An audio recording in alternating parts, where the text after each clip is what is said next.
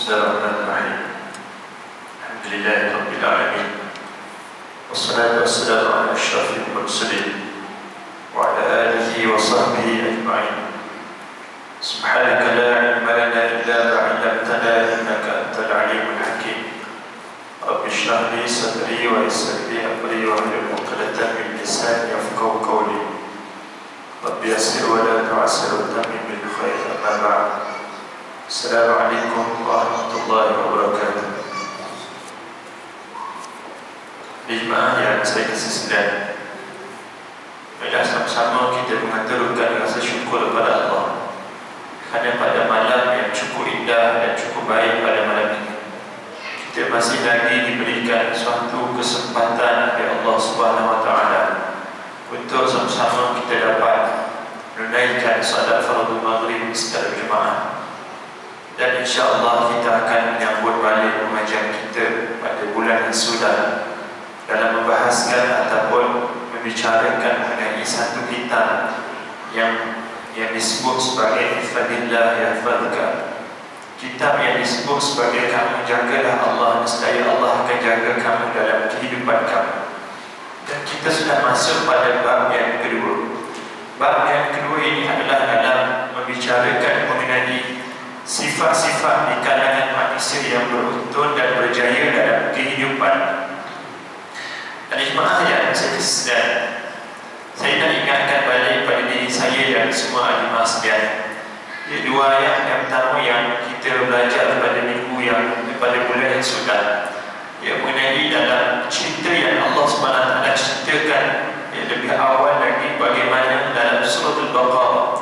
5 ayat yang pertama ni Allah nak mengisahkan kepada kita melalui tafsir alim ulama bagaimana ciri-ciri manusia yang berjaya di dunia yang akan membawa kepada kejayaan yang besar di akhirat Allah SWT.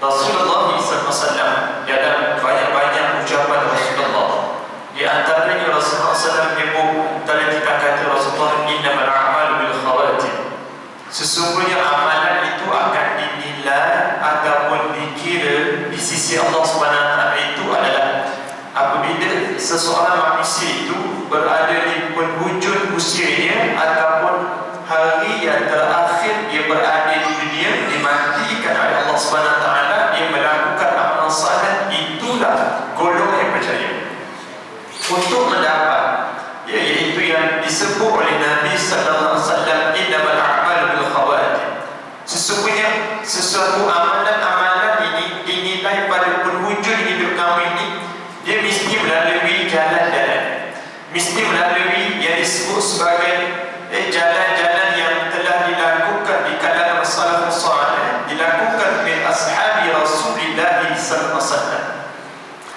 Kita sambung dalam ayat kitab kita ini. Firman Allah Subhanahu wa taala, antaranya wa mimma razaqnahum yunfikun.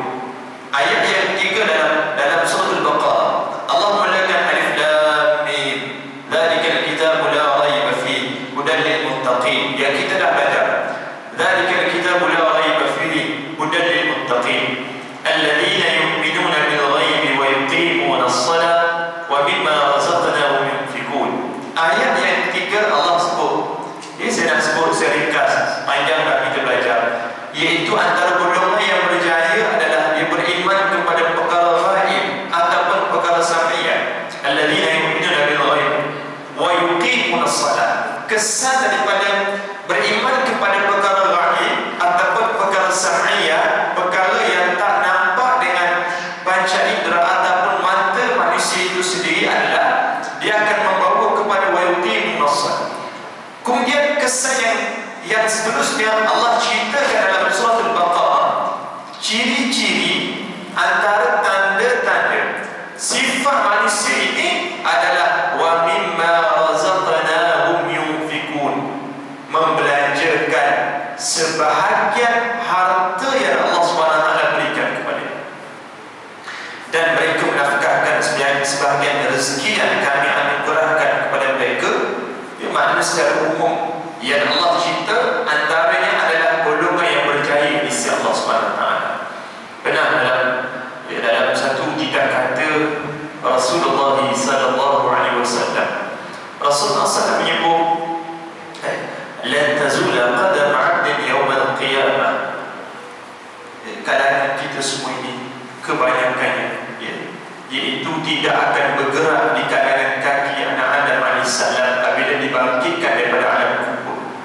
Lepas pada timpahan satu keadaan yang kedua ini, suasana di Masya Allah diceritakan dalam kitab Ziarah Alam Barzakh. Suasana yang cukup ngeri, cukup ngeri di kalangan manusia ni. Kaki mereka ini, kaki manusia ini, kita semua ini, saya dan semua lima sejarah kita akan melalui saat ini. Saat macam mana? Saat yang disebut sebagai kita ni nak bergerak, nak berlari sepantas mungkin untuk masuk syurga Allah, tetapi tidak akan bergerak. Allah cerita lan tazula qadama 'abdin yawmal qiyamah, tidak akan bergerak kaki di kalangan hamba-hamba Allah waktu mana berada di hari akhir Allah Subhanahu wa taala, hatta yus'al an arba'in khisal, sehingga mana ditanyakan dengan 4 perkara. Ditanyakan dengan 4 perkara Rasulullah cerita. Antara 4 perkara yang al-umrihi fi ma'afna. Tentang yang mula-mula sekali Allah tanya tentang usia yang aku bagi pada kamu. Katanya Allah, usia yang aku bagi pada kamu ni al-umrihi fi ma'afna. Kamu buat apa dia usia? Itu kan. Wa al-shababihi fi ma'afna. Yang kedua adalah waktu muda kamu gunakan ke mana?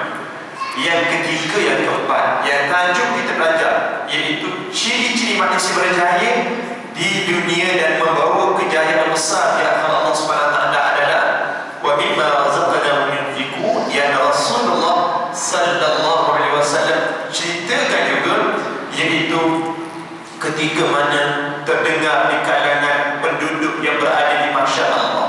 Hari pertama berada di Masya Allah ditanya dengan apa dia? Lepas pada ditanya wa an syababi fi ma'la wa an malihi, tentang harta benda. Wa min aina iktasabahu, daripada mana kamu ambil. Wa min ma anfaqahu, dan ke mana kamu belanjakan. Ini nak ceritakan Rasulullah sebut kaki ini, kaki di kalangan kita yang tak bergerak. Waktu itu di kalangan manusia ini Allah akan jadikan bermacam-macam gaya. Ada orang yang dia dapatkan harta benda melalui jalan yang haram. Waktu itu kakinya dalam keadaan bagaikan hari pertama dia di Masya Allah. Imam Qurtubi sebut bagaikan 1 tahun dah dia dipanaskan kakinya berada dalam azab. Ini diceritakan wa fi ma anfaqahu, iaitu ketika mana harta kamu dapat dan ke mana kamu belanjakan. Dan Allah menyebut dalam Al-Quran dalam surah Al-Baqarah yang dimasukkan dalam pengarang Alkitab ini, kita ihfazillah yahfazka. Kamu jaga Allah, Allah jaga kamu. Dalam istilah kita nak menjaga Allah supaya Allah menjaga kita adalah iaitu wa mimma razaqnahum yunfiqun. Sebahagian daripada harta benda yang Allah berikan kepada kita ada hak-hak tertentu yang perlu kita tunaikan, yang perlu kita berikan, untuk kita iklankan, untuk kita pertontonkan, untuk kita tunjukkan kita dah hamba kepada Allah Subhanahu wa taala. Maksudnya bahawa mereka menafkahkan sebahagian rezeki yang telah kami kurniakan kepada mereka. Siapa ni? Di kalangan orang yang berinfak di Allah Subhanahu wa taala. Yang pertama sekali Al-Imam sebut tafsiran ayat ini adalah iaitu wa ita'i zakat, orang yang menunaikan zakat. Tidak. Yang kedua adalah iaitu sedekah jariah, ya wakaf, sumbangan. Secara ringkas seperti itu. Baik, kalau Allah Subhanahu wa taala berfirman, contohnya Dr. Abdullah Al-Qarni sebut, kalau sebagai contoh Allah menyebut mereka menafkahkan iaitu semua yang telah kami anugerahkan kepada mereka. Allah tak gunakan wabib sebahagian. Allah sebut apa dia? Wa kullun. Semua ni kamu kena infak pada jalan Allah Subhanahu wa taala. Maka ini sangat memberatkan manusia. Allah ni yang menjadikan manusia, yang menciptakan langit dan bumi, tahu dah bagaimana keadaan manusia ni. Allah jadikan kalimah wa mimma razaqnahum yunfiqun. Allah tahu kamu ni mana. La yukallifullahu nafsan illa wus'aha. Allah tak akan membebani kamu ni dengan sesuatu yang kamu rasa beban yang amat. Ini Allah dah jawab dalam Al-Quran dalam ayat ini. Nak bagi tahu kepada saya dan adik iman sekalian, cukup indah perikata dalam Al-Quran itu sendiri. Kerana manusia itu tidak boleh dan tidak akan mahu untuk menafkahkan semua harta benda. Ini sifat dipanggil sifat fitrah yang Allah SWT ceritakan. Tetapi sebahagian itu Allah jadikan sebagai harta benda yang kamu cari, kamu dapatkan secara halal dan kamu nak nafkahkan, memang kamu mampu buat. Itulah penyebabnya Allah jadikan wa mimma razaqnahum yunfikun sebagai harta benda kamu. Ya, min juz'in kadang-kadang disebut di dalam kitab ni, juz daripada harta benda kamu ada bahagian untuk orang ramai, sama ada fuqara wal masakin. Dalam satu kitab tasawuf disebut oleh Ibnu Abi Syaibah radhiyallahu anhu min ashabi Rasulillah sallallahu alaihi wasallam. Jadi antara yang sahabat Rasulullah ni yang bernama Ibnu Abi Syaibah, dia menyebut antara sifat-sifat orang mukmin. Antara banyak sifat orang mukmin adalah dia hubbus sadaqah. Dia rasa iaitu sifat al-hubb, rasa cinta dia kepada sedekah. Sampai satu masa kata Ibnu Abi Syaibah, ya, tahun itu adalah tahun kematian. Ya, saya dan semua jemaah sekalian, kita ni tak tahu tahun bila kita mati.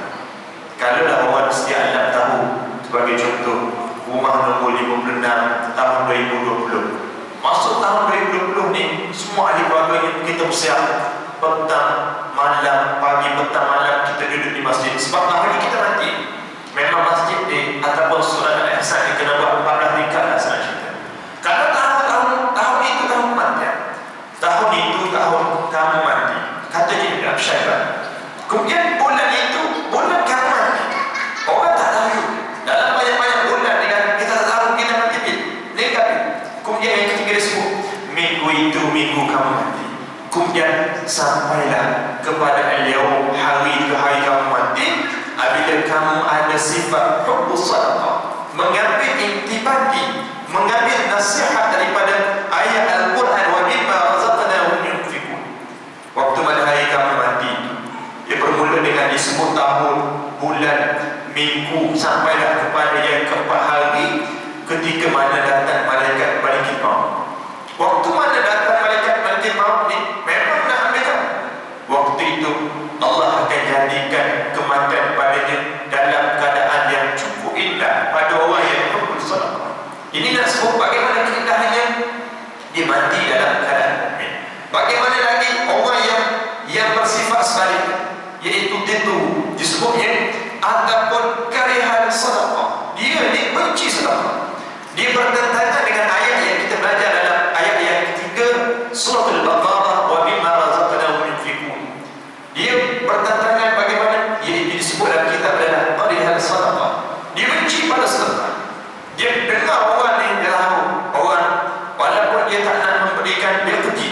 Dia benci dengan sifatnya yang nama tersebut melalui Ibnu Abi Syaibah radhiyallahu anhu. Tahun itu, bulan itu, minggu itu dan hari itu hari kematian. Allah akan jadikan kesakitan yang teramat sangat pada. Bagaimana sakit mati ini? Sakit mati ini Allah akan jadikan duri-duri ini mula bergerak dan berjalan dalam jasadnya. Waktu mana bergerak berjalan dalam jasadnya, kemudian duri itu mula-mula mengenai pada urat-uratnya. Kemudian urat-urat ini diputuskan, kemudian bergerak dalam darah-darah. Duri-duri, kemudian duri ini mula menyucuk pada bahagian daging-daging, kemudian terkena pada bahagian tulang-tulang. Waktu itu datang malaikat malaikat maut ni, pisahkan jasad dan ruh Adam alaihissalam. Siapa berlaku ni? Kepada siapa berlaku? Karihal sadaqah, iaitu dia benci kepada sedekah. Ada ulama bahaskan lagi, iaitu golongan yang tak mengeluarkan zakat. Itu satu hal. Yang kedua adalah dia mengeluarkan zakat tetapi dia menyebut-nyebut, mengata kepada orang yang dia bagi sumbangan itu sendiri. Ini nak sebut keadaan-keadaan yang berlaku kepada manusia. Dalam ayat-ayat yang lainnya, Allah Subhanahu Wa Taala memuji perihal manusia menafkahkan harta itu sangat banyak. Di antaranya dalam ayat yang lain, Allah cerita, Allah pujinya, alladzina yunfikuna amwalahum fi sabilillah thumma la yutbi'una ma anfaqu mannan wa la adha lahum ajruhum 'inda rabbihim wa la khawfun 'alaihim wa la hum yahzanun. Allah sebut dalam ayat yang lain surah Al-Baqarah ayat yang 262 ni, Allah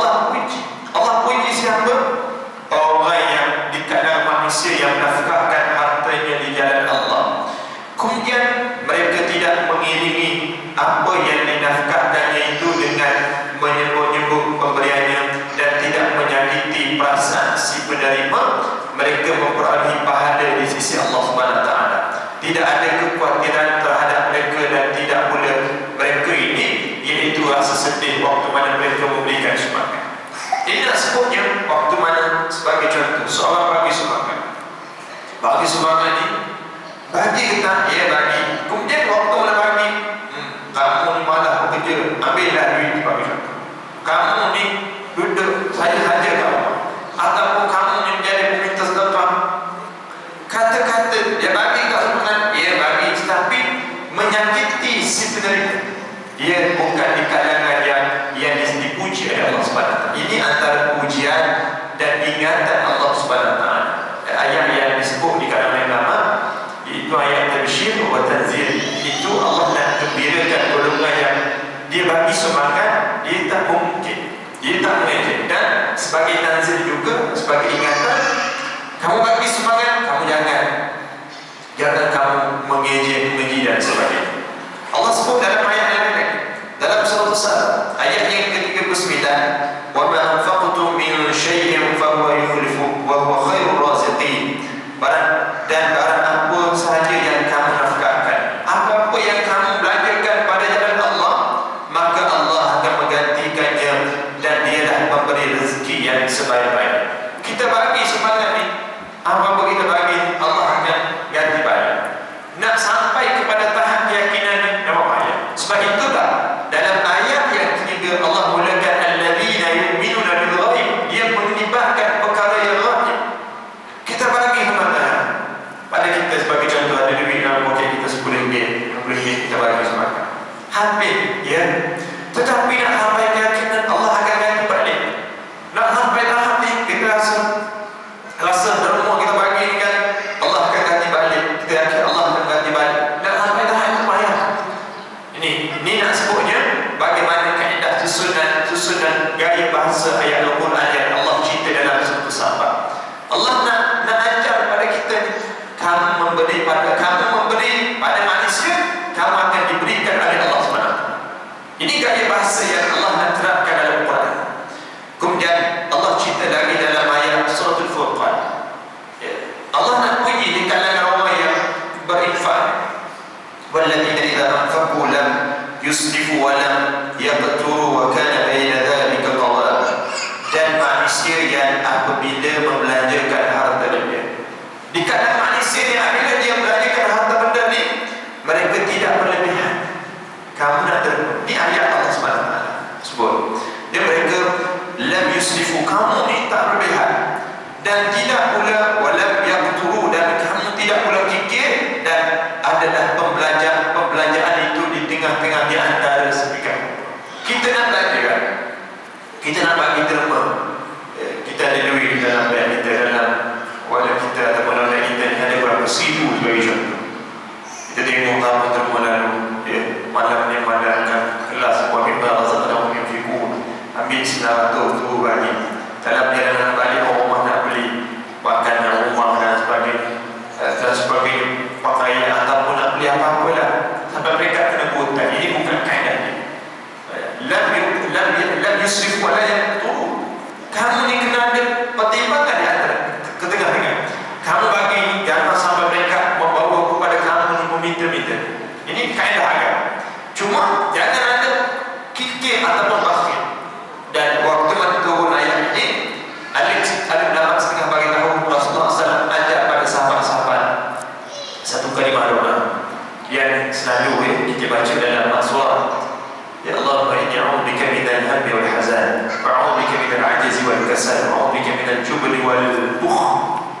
Iaitu minta jauh dengan Allah sifat kikir dan haji bakhil sendiri. Itu saya tambah. Sifat bakhil itu sendiri saya tambah. Kerana sifat bakhil ini Allah sebut, Rasulullah SAW cerita beberapa keadaan. Saya kena sebut dan saya ulang ucapan Rasulullah. Rasulullah sebut sifat bakhil, sifat kikir, di antaranya kita nak impatkan pemberian kita ini tak berlebihan, dan dalam keadaan tak berlebihan. Dalam keadaan tak berlebihan ni, apabila kita ada sifat lawan kepada kikir ataupun bakhil adalah saqiyun, asyaqiyun, iaitu kamu ni pemurah. Waktu mana kamu menjadi pemurah ni, taklah hamba mereka apa dia, kamu nak derma ni, kamu ada sebiji kereta ni baru beli saja satu itu je kereta. Tiba-tiba belajar apa derma ni, bagi tahu pada rumah malamnya apa belajar wa mimma razaqnahum yunfiqun. Esok kita pergi mana-mana kedai jual kereta, kita jual kereta kita ini wa mimma razaqnahum. Jadi bukan kaedah ya, kita bagi cuma dalam keadaan bagi ni dalam keadaan berpada-pada. Ini ajaran agama. Ada orang yang saya pernah jumpa, dia ini baru berubah dalam hidup. Biasalah, sebelum pada ni kehidupan yang biasa, kemudian waktu mula belajar ini, ya, bila ustaz ni umum untuk memahami sebab derma ni, sampai mereka keluarkan duit dalam bank, ada lebih kurang RM50,000, keluarkan sampai RM45,000 bagi pada semua ustaz. RM45,000. Kemudian beberapa bulan kemudian anak tak sama belajar, berhutang. Ini bukan kaedah. Kita nak memahami ayat dalam surah Al-Furqan yang Allah cerita ayat yang ke-67, lam yusrifu wa lam yaqturu. Kamu pandang timpang, berada di pertengahan. Ya, khairul ma'usatuha. Kaedah agama ni Rasulullah sebut sebaik-baik sesuatu ni kamu pertengahan. Nak kata lebih tak ada juga, nak kata tak bagi langsung tak ada juga. Ni nak sebutnya kaedah. Allah Subhanahu wa taala juga berfirman, ya ayyuhalladzina amanu kulu min thayyibati ma razaqnakum washkuru lillahi in kuntum iyyahu ta'budun. Surah Al-Baqarah ayat yang ke-172. Wahai manusia beriman pada Allah, Allah cukup panggil ya ayyuhalladzina amanu. Allah sebut, Allah gunakan kalimat lafaz, kamu nak beriman ke tak pada Allah, kamu nak beriman ke tak pada katanya Allah. Kemudian Allah sebut kulu min thayyibati ma razaqnakum, iaitu makanlah, kulu, makanlah kamu ni di antara rezeki yang baik-baik yang kami berikan kepada kamu. Kemudian Allah sebut waktu mana kamu makan ni, washkuru, kamu kena ada syukur pada Allah Subhanahu wa taala, kepada Allah jika benar-benar kamu ini, iaitu in kuntum iyyahu ta'budun. Kamu kena syukur kalau kamu benar-benar menyembah Allah Subhanahu wa taala. Kamu makan kemudian kamu tak syukur, kamu bukan iyyahu ta'budun, kamu bukan di kalangan orang menyembah Allah Subhanahu wa taala. Dalam bab syukur, dalam bab syukur ini, ya, satu masa nanti keadaan ini kita akan mengalami, ya, dalam kitab sebut, saya dan semua jemaah sekalian, waktu mana kita berada di ambang-ambang untuk ke syurga Allah ataupun ke neraka Allah, na'udzubillah min dzalik.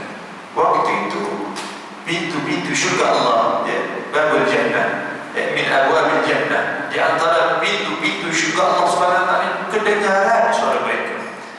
Antara banyak-banyak pintu ini akan mula memanggil aina sa'il syukur, iaitu dalam bab syukur ini dia ada pembahagian ahli ulama. Saya nak jelaskan sikit. Ada pembahagian yang pertama sekali adalah sa'il syukur, iaitu orang yang bersujud kepada Allah Subhanahu wa taala setekala mana dia dapat suatu nikmat yang besar dalam hidup. Contoh, ya, contohnya saya nak beritahu, bila beriman dapat sesuatu pemberian daripada Allah, yang contohnya waktu mana hari ini keluar keputusan SPN anak ni, kemudian dengar anak kita ini diumumkan pelajar terbaik sekolah. Waktu mana kita dengar, alhamdulillah, kita sebut, kemudian kita itu bersujud pada Allah. Ini kaedah agama macam, iaitu sajidus syukur. Kamu ni jadi orang yang bersujud syukur, kamu dapat sesuatu perkhabaran nikmat besar. Ini sebagai contoh lah. Ya, kadang-kadang kita tengok dalam televisyen, ya, sekarang banyak pemain-pemain bola sepak Islam, waktu mana jaringkan gol, dia siap sujud syukur. Ya. Ini perbahasan yang lama lah, pernah ditanya. Ya, cuma saya boleh sebut, ya, apa yang saya boleh ambil pandangan daripada seorang Syekh Ibrahim Al-Qasir. Bila seorang pemain bola sepak, dia bukan nak ajar pemain bola sepak ni, seorang pemain Mesir yang bernama Abu Trika. Abu Trika ni satu nama yang cukup terkenal di Mesir ni. satu-satunya pemain yang dia ni waktu 5-6 tahun sudah ni cukup terkenal. Dia pakai betul amat. Kemudian dapat pada suatu kejohanan besar di waktu itu, seingat saya, Piala Dunia, gelaran Piala Dunia ni hampir-hampir nak ke Piala Dunia. Tak ingat dah kat mana masa tu. Kemudian waktu mana jadikan gol ni, dia sujud syukur kepada Allah. Kemudian waktu mana pemberita tanya di mana sampai di Mesir, kenapa kamu sujud syukur kepada Allah? Kemudian dia menjawab dengan jawapan yang telah diberikan oleh seorang syekh. Dia menyebut bahawa antara nikmat yang terbesar ini adalah ketika mana aku mula mengenakan pakaian untuk aurat. Kemudian kawan-kawan aku yang Islam ini mengenakan pakaian untuk aurat, maka waktu itulah aku rasa syukur sangat kepada Allah. Hal menjadikan gol itu hal yang kedua. Ini dia sebut jawapannya. Jawapan dia saya nak sebutnya adalah ayat yang kita belajar dalam surah Al-Baqarah 172, wa syukuru lillah. Bersyukurlah kamu kepada Allah Subhanahu Wa Taala untuk kamu ni menjadi golongan iyyahu ta'budun. Kamu syukur, itulah ada kamu sebab Allah Subhanahu Wa Taala. Dalam ayat yang lain surah Al-Imran ayat yang ke-17, as-sabirin was-sadiqin wal-muqanitin wal-munfiqin wal-mustaghfirin bil-ashar, iaitu orang yang sabar, orang yang benar, orang yang tetap taat, yang menafkahkan hartanya di jalan Allah dan yang memohon ampun di waktu sahur ataupun waktu sebelum fajar menyisir mereka di subuh. Jadi golongan-golongan tadi antaranya dalam surah Al-Imran ayat yang ke-17 Allah cerita antaranya apa dia, golongan berjaya yang sabar dalam hidup. As-sabirin, orang yang sabar. Kemudian was-sadiqin, orang yang benar. Kamu sabar dalam setiap keadaan. Sabar waktu mana kamu diuji dalam hidup. Ujian apa dia dalam hidup ni? Ujian kesusahan ataupun apa-apa ujian dalam hidup. Sengaja kamu sebut sabar dalam melakukan ketaatan pada Allah, pembahagian sabar. Kemudian sabar yang kedua ini sabar dalam keadaan diri ini daripada terjumus, terkena ataupun terjumus dalam lembah-lembah perkara yang haram, perkara yang haram dalam hidup. Yang ketiga ini sabar kalau mana diuji oleh Allah dalam hidup. Ujian banyaklah. Ujian apa dia? Ujian dengan sakit, ujian apa? Ujian dengan kekeluargaan, ujian dengan sahabat-sahabat di tempat kerja. Apa yang kita tak nak tukar, ini dipanggil ujian. Dipanggil as-sabirin, orang yang sabar. Kemudian was-sadiqin, orang yang tetap teguh duduk dengan kebenaran. Kamu duduk dengan kebenaran yang teguh. Fastaqim, dalam Quran disebut kamu tetaplah istiqamah. Allah cerita was-sadiqin, iaitu kamu ni teguhlah, kamu berada dengan orang yang berada di jalan benar. Ini nak sebutnya, iaitu Allah nak tegaskan dalam Al-Quran kan. Wal-qanitin, yang ketiganya adalah kamu ni tetap juga dalam ketaatan pada Allah. Dalam keadaan taat pada Allah kamu tetap teguh ni. Kerana antara daripada kata Ibn Sirin, antara yang ulama, dia sebut antara benda yang sangat-sangat tergoncang ataupun mula ada apa dia turun dan naik ini adalah dalam wal-qaniti, ketaatan pada Allah Subhanahu Wa Taala. Waktu mana usia kamu ni mencapai pada peringkat 41 ke atas. Ini pendapat dia. Waktu itu kamu mula terkena penyakit-penyakit kadang-kadang. Kemudian waktu itu kamu dah usia kamu waktu mana mencapai 41 ini tidak sebagaimana kekuatan tenaga kamu pada waktu mana kamu hidup 20. Ini berbeza. Ibn Sirin ini disebut. Kemudian Ibn Sina disebut dia. Antara pakar-pakar perubatan ni, alim lama, kemudian dia pakar dalam bidang perubatan. Disebut kamu nak teguh wal-qaniti, ketaatan pada Allah Subhanahu Wa Taala. Mintalah ketaatan pada Allah. Waktu manusia kamu semakin meningkat, makin kamu taat pada Allah Subhanahu Wa Taala. Kemudian wal-munfiqin, iaitu golongan yang disebut oleh Allah dalam surah Al-Imran yang menafkahkan harta ke jalan Allah Subhanahu Wa Taala. Yang kelima, wal-mustaghfirin, golongan yang meminta ampun kepada Allah Subhanahu Wa Taala, iaitu wal-mustaghfirin bil-ashar, yang minta ampun kepada Allah di waktu sahur sebelum masuknya waktu subuh, iaitu minta ampun, istighfar, taubat pada Allah Subhanahu Wa Taala. Ini bahaya. Ya, suatu bayang kerana di waktu malam, ya, kalau saya boleh sebut walaupun tidak ada satu kajian, kebanyakan lebih daripada 90% waktu malam ni nak lebih lagi sama lain. Sebagai contoh, orang yang waktu malam ni dia tak boleh tidur. Bila dia akan rasa menentukan mengantuk bila ni? Dekat-dekat nak subuh. Ni sama yang lain. Bahkan kalau kita baca dalam hadis Rasulullah dalam satu kitab ni, Ruqayatul Ins minal Jinn, bagaimana nak mencegah manusia minal jinnati wan nas, daripada jin-jin dan manusia disebut dekat-dekat waktu subuh ni, waktu ujian.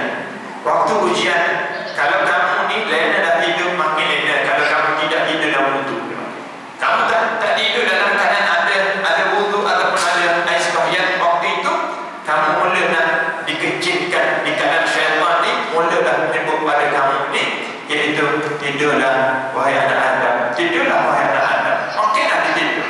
Sebab itulah Allah gunakan iaitu wal mustaghfirina bil ashar, golongan yang meminta ampun pada Allah sebelum subuh, dia bangkit ataupun duduk di atas tilam, kita sedang berharian. Astagfirullah, kita sebut ayah ni maksudnya ayah nak sebut kalimah itu, tapi Allah nak ajar wal mustaghfirin, orang yang boleh istighfar pada Allah Subhanahu Wa Taala waktu mana dia sebelum fajar menyingsing mendekati waktu subuh. Sesungguhnya para sahabat radhiyallahu anhum sangat bersemangat untuk berinfak dan menafkahkan harta mereka sebanyak-banyak. Ya, kita masih lagi berada di bab wa mimma razaqnahum yunfiqun. Cuma ayat Al-Quran yang saya bacakan tadi adalah yang cuba dibawa di kalangan pengarang dalam kitab ini, sebut golongan ciri-ciri yang kejayaan yang lain, dan termasuk disebut juga adalah fikih yang Allah sebut secara langsung dalam Al-Quran Karim. Di antaranya adalah Sayyidina Abu Bakar As-Siddiq, Sayyidina Utsman bin Affan, Sayyidina Abdul Rahman bin Auf dan lain-lain. Semoga Allah meridai mereka. Sayyidina Abu Bakar As-Siddiq radhiyallahu anhu menginfakkan semua harta darah, kerja keras dan waktunya demi kejayaan Islam.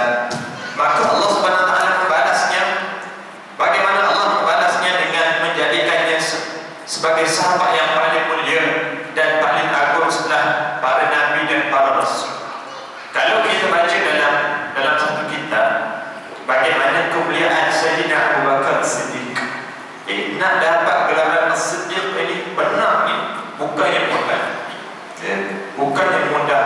Boleh dibeli, bagikan sebagai contoh di zaman orang yang penuh kenakalan nak mendapatkan pangkat, Datuk Seri beli yang memberikan. Ini bukan boleh dibeli. Nak dapat pada As-Siddiq ini benar ni adalah yang disebut oleh Rasulullah Sallallahu Alaihi Wasallam. Nah, mesti kita sebut kenapa di antara min ashabi Rasulullah Sallallahu Alaihi Wasallam, di kalangan sahabat-sahabat Rasulullah 10 orang yang kita dah tahu dah, di antaranya Sayyidina Abu Bakar, Sayyidina Umar, Sayyidina Utsman, Sayyidina Ali, Sayyidina Abdul Rahman bin Auf, Sayyidina Ubaidillah, Talha, kemudian Sayyidina Ubaidah. Ramai-ramai sahabat ni, nama mereka ni dah tercatat indah dah syurga Allah. Confirm masuk syurga Allah SWT. Kenapa? Manusia yang di kalangan sahabat ni, yang biasa-biasa bukan di kalangan Nabi dan Rasul ni, mula-mula sekali masuk syurga Allah. Sayyidina Abu Bakar, kenapa? Kalimah As-Siddiq nak membenarkan Rasulullah Sallallahu Alaihi Wasallam khataman Nabi. Di saat mana orang lain ni semua apa dia waktu yang Rasul cakap ni, kadzabta ya Muhammad, kamu menipu wahai Muhammad, kamu menipu. Sayyidina Abu Bakar ni dia dengar satu patah diibaratkan sekali nama kepercayaannya lebih daripada 10 patah bercakap pada Rasulullah SAW. Itu kebenaran dia. Kalau di zaman kita, kamu bercakap satu patah, 20 patah apa tak lain. Contoh di zaman bukan di Malaysia tempat lain lah.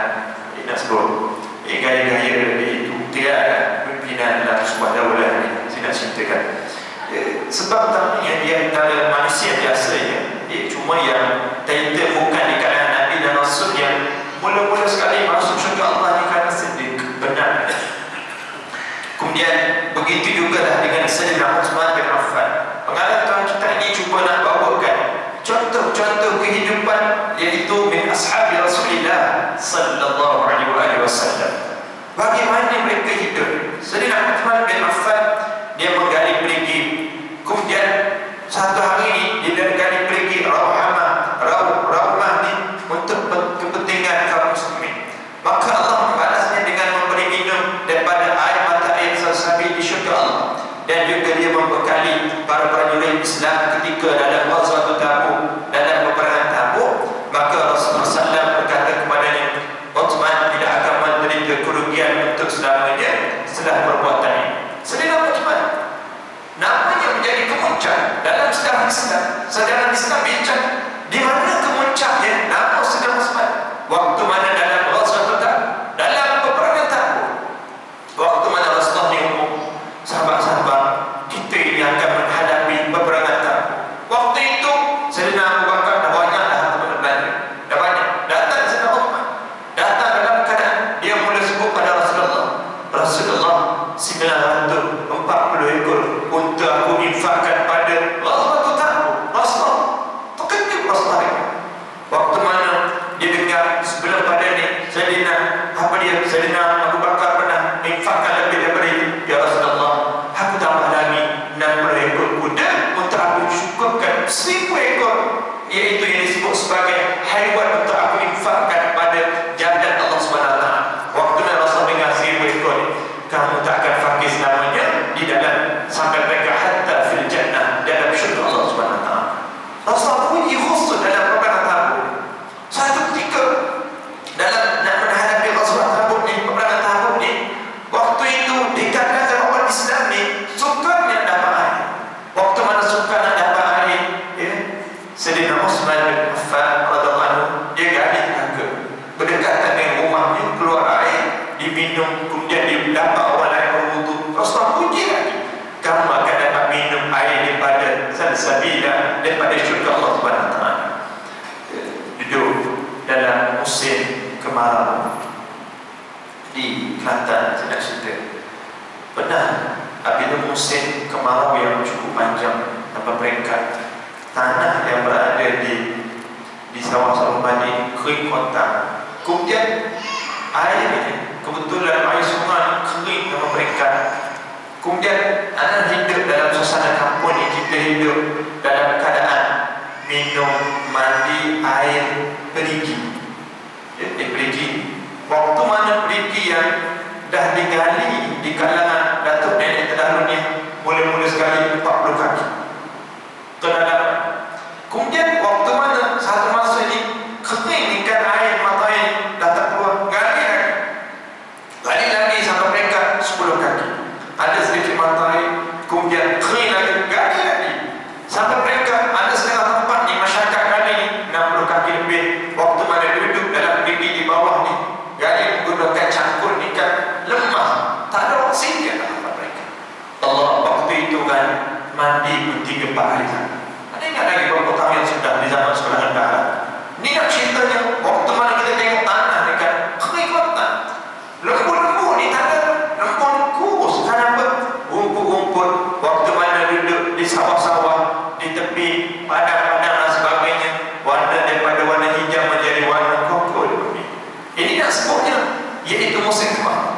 Dan kalau dah nak dibandingkan di zaman Rasulullah khususnya, iaitu disebut dalam kitab fi waqti Ghazwatul Tabuk, dalam waktu peperangan Tabuk ni sukar nak dapat air. Waktu itu digali telaga yang menyebabkan namanya dipuji oleh Rasulullah sallallahu alaihi wasallam, yang Rasulullah sebut kamu tak akan haus namanya kerana kamu akan minum air daripada di syurga Allah SWT.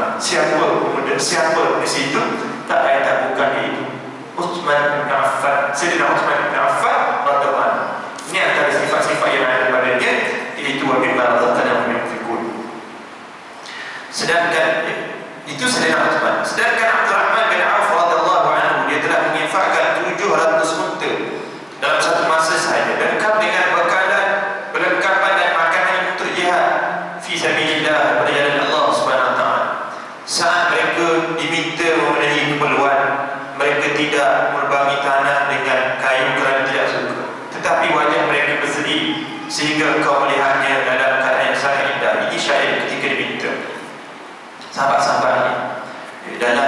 memahami ayat yang ketiga dalam surah Al-Baqarah, wa mimma razaqnahum yunfiqun. Mereka tak tahu ayat ini turun. Waktu kemuncak mereka rasa gembira dalam memahami ayat ini adalah ketika mana Rasulullah umumkan nakkan kepada keperluan, kalau kita sebut duit, kelengkapan perang, kuda, unta untuk pergi dalam peperangan tampuk. Wajah mereka ini dalam keadaan penuh besar ni, gembira sangat. Kenapa Rasulullah umumkan untuk kita apa dia dalam hal yang banyak? Ini antara ucapan di kalangan sahabat. Nak sebut yang gembira ni, Rasulullah umumkan mereka ni. Kalau kita baca lagi dalam kitab sirah ni, ada sahabat-sahabat yang tak dengar waktu mana Rasulullah buat pengumuman ni. Bagi tahulah waktu mana di jalanan Rasulullah tadi di Fijar, di masjid, Rasulullah umumkan kepada yang disebut sebagai harta benda ni. Sampai mereka, kalau dalam bahasa mudah saya nak terjemahkan supaya al-imam faham betul, wajah sahabat ni berubah. Taghir wajhuhum, berubah wajah mereka dalam keadaan penuh senyuman, kemudian kedamaian. Kenapa? Iaitu mereka tahu wa mimma razaqnahum yunfiqun. Nilai yang besar ketika mana mereka beriman kepada ayat yang ketiga dalam surah Al-Baqarah. Kemudian tiga golongan manusia dalam berinfak. Katanya pengarang pada kitab ini. Golongan yang pertama, orang yang berinfak. Dalam kita memberi, ada pembahagian golongan-golongan. Dalam kita nak mencari keridhaan Allah Subhanahu Wa Taala, dalam nak bagi derma harta benda. Orang yang berinfak yang pertama sekali adalah golongan yang pertama, bila dari golongan yang berinfak kerana riya. Dia bagi semangat, apa-apa derma dan semangat ni ingin dilihat dan menunjuk kepada orang lain ataupun sunnah, ingin didengar bahawa ia seorang yang dermawan, maka di akhirat nanti dia tidak akan mendapat pahala dan keuntungan. Bahkan dia termasuk golongan pertama kali dimasukkan dan dibakar dalam api neraka. Dahsyat. Azan.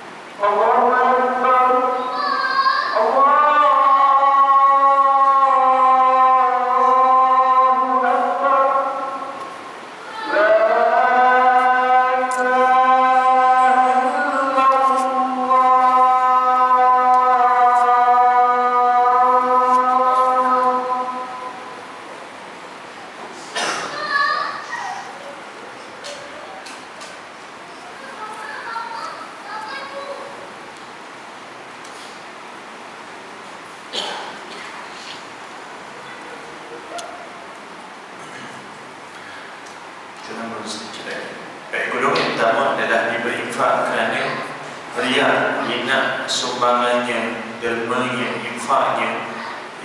Yang pertama sekali, mula-mula sekali adalah diketahui oleh di kalangan manusia. Itu antara tujuannya.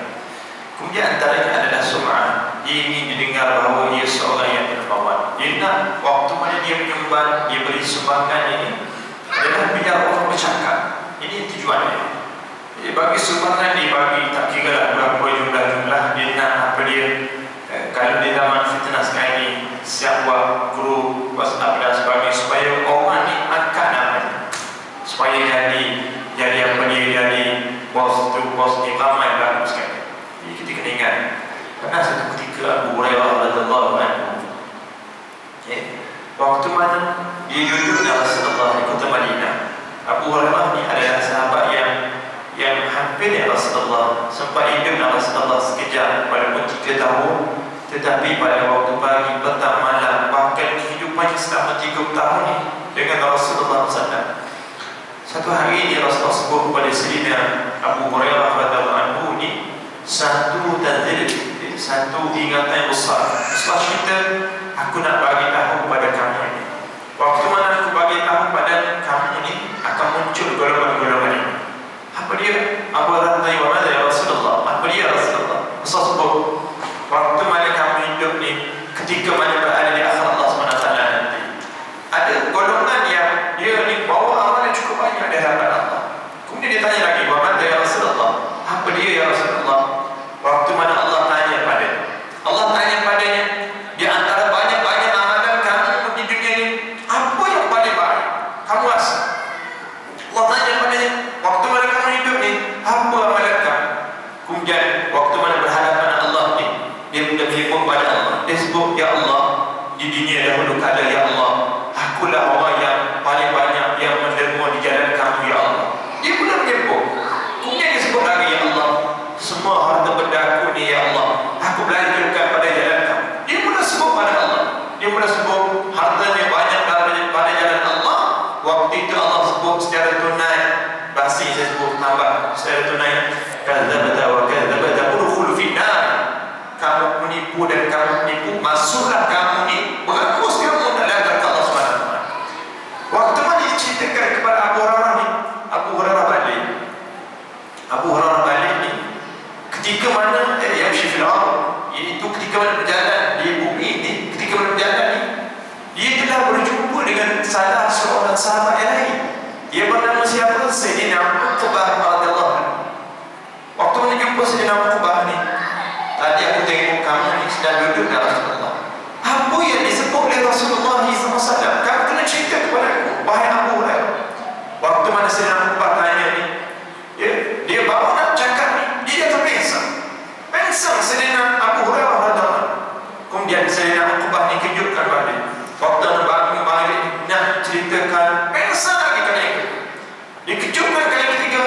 Waktu mana dikejutkan, kamu tahu tentang orang yang berinfak ini masuk neraka Allah SWT. Terkejut Sayyidina Uqbah. Terkejut ni, waktu mana terkejut ni, dia mula cerita orang yang berinfak, yang derma di jalan Allah ni, dia nak namanya disebut, dijulang, dijunjung, ataupun dia diraihkan di dunia. Dia tak nak cari nama sesama Allah SWT. Ini golongan yang infak secara diam. Dia nak sangat-sangat nama di kalangan manusia. Na'udzubillah min dzalik. Itu golongan pertama.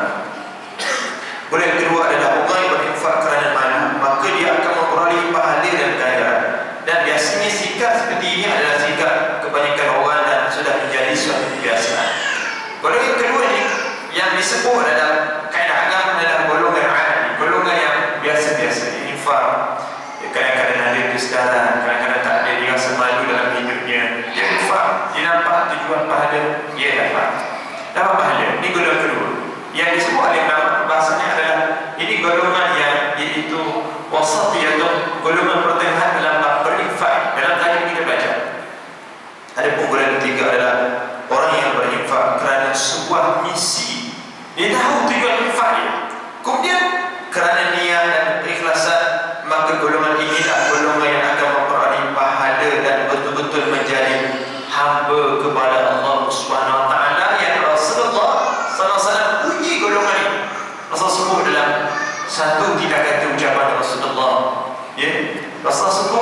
golongan ini di dunia dia dapat dua kebaikan, di akhirat Allah Subhanahu Wa Taala dia dapat dua juga kebaikan. Rasulullah cerita kepada Abu Hurairah, "Bagaimana ya Rasulullah?" Rasulullah dalam keadaan senyap ni, kemudian ditanya lagi, "Bagaimana ya Rasulullah?" "Apa dia ya Rasulullah? Tolong bagi tahu kepada aku." Dikata Abu Hurairah. Rasulullah cerita, golongan yang ketiga ini adalah golongan yang berinfak, ada misi, ada satu tujuan, dia nampak. Dia menabung di akhirat di dunia ni, dia nampak bagi derma berapa nilai, penuh keikhlasan, nak pahala di akhirat Allah SWT. Dia nampak kehidupan apa dia nak apa yang dapat datang Allah, pahala daripada Allah, dapat pada bangkit daripada alam kubur. Dia nampak ni. Allah cerita, Rasulullah cerita ni dua kebaikan ni. Qaribun minan nas. Qaribun minan nas, kan ada setengah ulama ulas, dia akan makin dekat dengan manusia saleh. Bertanda aras orang yang fikir, orang yang berinfak ni, waktu mana berinfak ni, dia dekat dengan manusia saleh, makin dekat dengan orang saleh waktu mana dia hidup. Ini untuk. Kemudian qaribun minallah, di dunia dia makin dekat dengan Allah Subhanahu. Waktu mana dia berinfak, Allah mula buka satu demi satu amalan-amalan kebaikan yang mudah lakukan. Itu dua ni, dekat dengan manusia saleh. Yang pertama, dekat dengan Allah di dunia. Makna kepada qaribun minallah, dekat dengan Allah di dunia ini, waktu mana dia bagi infak, dia nampak misi, tujuan, niat dia untuk Allah, Allah mula buka. Allah akan mudahkan untuk dia ni buat amalan-amalan lain. Amalan-amalan yang lain banyaklah di masjid dalam hidup kita ini kan. Bukan setakat derma dan sebagainya. Kita salat, tolong orang, bantu orang, buat benda-benda kebaikan. Allah akan mudahkan. Itu dua di dunia. Ada pun dua di akhirat Allah Subhanahu Wa Taala, ketika mana diceritakan kalimah ini kepada Abu Hurairah radhiyallahu anhu, dalam keadaan wajahnya dia senyum, dia berseri-seri. Dia setengah ulama sebut, ini ada yang ulama senyum bagikan orang ni sama ada depan pada sahnya nikah orang lelaki dan perempuan. Senyum kata, ini sangat berbeza. Wa min ayatihi khalaqalakum min anfusikum azwajan. Allah sebut dalam surah Al-Rum, antara tanda-tanda kekuasaan Allah yang saya cuba nak kiaskan, iaitu sangat kegembiraan seorang manusia ini. Antaranya di dunia Allah bagi kenikmatan kepada dia saat mana nak berkahwin bagi lelaki dan perempuan. Ini sangat indah dan hidup. Dua saat yang Allah akan jadikan, iaitu qaribun minal jannah. Rasulullah cerita kalimah ini, Sayyidina Abu Hurairah radhiyallahu anhu senyum sampai mereka terduduk beri masjid. Allahu Akbar. Dia akan dekat dengan syurga Allah Subhanahu Wa Taala.